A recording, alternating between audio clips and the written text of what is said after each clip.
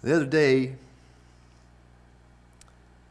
I was up in the morning, like I like to do, wake up and listen to a little radio, turn on the old radio, listen to a little something, and I hear a shriek. I hear a shriek, and it's a god-awful shriek, and my wife. The wife was in the room where the bunny rabbits were. She was crying.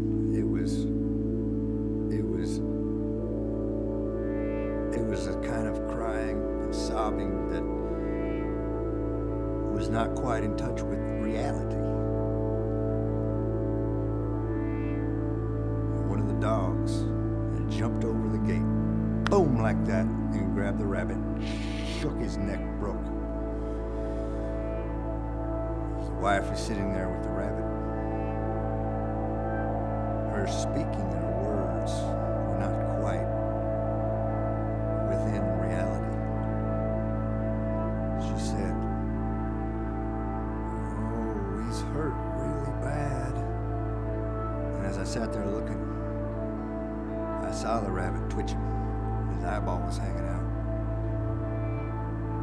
And it was very clear to anybody from outside that the rabbit was dead.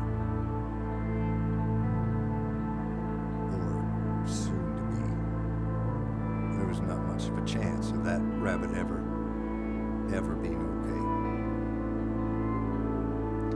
okay. Anyways, in my shock and trauma, I went and chased the dog which I was awful fond of. I was awful fond of this dog. He was a foster dog. I was trying to help him get on the path to a good place. Apparently he didn't know what else to do. He couldn't control himself. He had it in him deep inside to jump that gate and get that rabbit like it was elemental, like he needed it to survive. And I guess in a certain situation he would have. Anyhow, I went after the dog in the moment, in the shock and the terror and the gruesome shock of the moment. I went after the dog and I cornered him, and I about broke his neck with my own hands. I about killed the dog with my own hands because of what he did to my wife. I came at him. I would have just grabbed him and possibly broken his back right on my leg. But I didn't. I hit him. I don't lie, I smacked him. I smacked him hard. And I grabbed him by the scruff of the neck and I pulled him up. And I looked at him. And he looked at me. And I said to him, I don't know why I said it. It came just right, words came out of my mouth. I said, "You know you're gonna die, don't you?" And son of a bitch, he looked at me and it felt like he did. He knew. He knew. He knew he was going to die.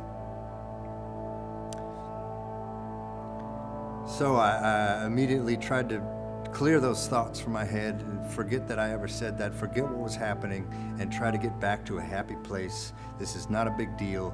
Calm down. Threw the dog out in the backyard. You go out in the backyard. You stay the fuck out there until things calm down. And we'll get back to normal. Things will go back to normal and everything will be okay.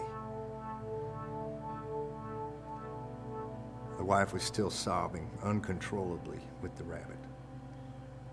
Checked on her, then I went back out and I talked to the dog. And he was so sorry.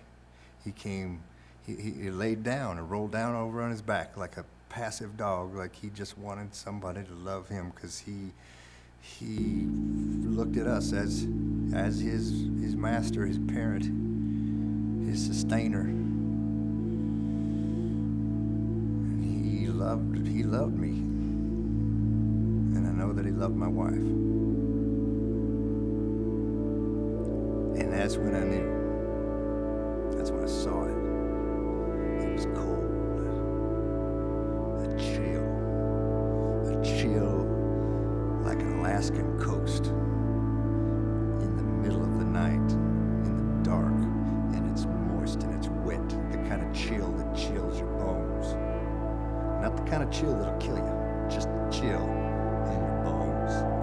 And it's gray, and it's rotten, and it does not smell right.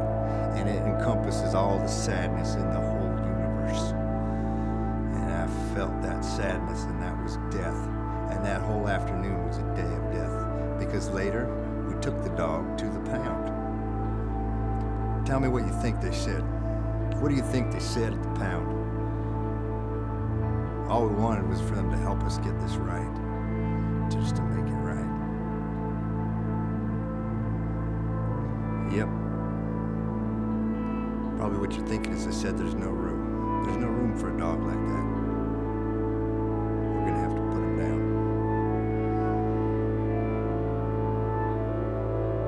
And then I thought back when I looked at the dog in the eyes. And I said to him, you know you're gonna die, don't you? God damn it. God damn it, he knew. That son of a bitch knew. And there are all the creatures in the world that are dying right this second. There's something dying. Something's gonna die. Right now. Something's gonna die. Right now. Something else is gonna die. Right now. And good God, how can a man make that right in his mind? I can't. I don't think there ever will be a way. I don't think there ever will be a day that I can make that make sense. In this spring, when I'm out in the boat fishing, catching me some non-poisonous food, catching me some food that's untainted by the huge machine of factory farming, by the huge machine of factory fisheries, by the huge machine of all that is making us sick. I'm just a goddamn creature that's trying to get out there and get some food. And I'm gonna kill those fish, and I'm not even gonna think twice about it. Catch them, take them off, whoop, throw them in the bucket. Some folks feel that fish are not sentient beings. They don't seem like they are. They kind of seem like bugs. They want to fuck and they want to eat. Nothing else really seems to matter to them, really. I don't know.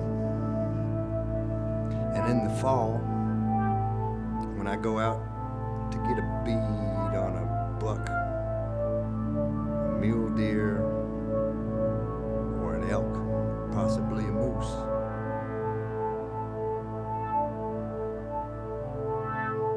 I'm gonna shoot that animal. I'm gonna move him on to that ultimate sadness. I'm gonna see that sadness, because those are beautiful, beautiful creatures, and I'm gonna see it get shot, and I'm gonna see it look around unbelievingly in disbelief. I'm gonna have it look around in disbelief, and if I'm lucky, boom, it's gonna drop like a sack of potatoes. And I'm gonna sit with that animal, and I'm gonna thank all the gods that are everywhere. The one God, the many gods, the women gods, the male gods, every god in the whole universe, every god in every man's mind. And I'm gonna thank them. I'm gonna thank them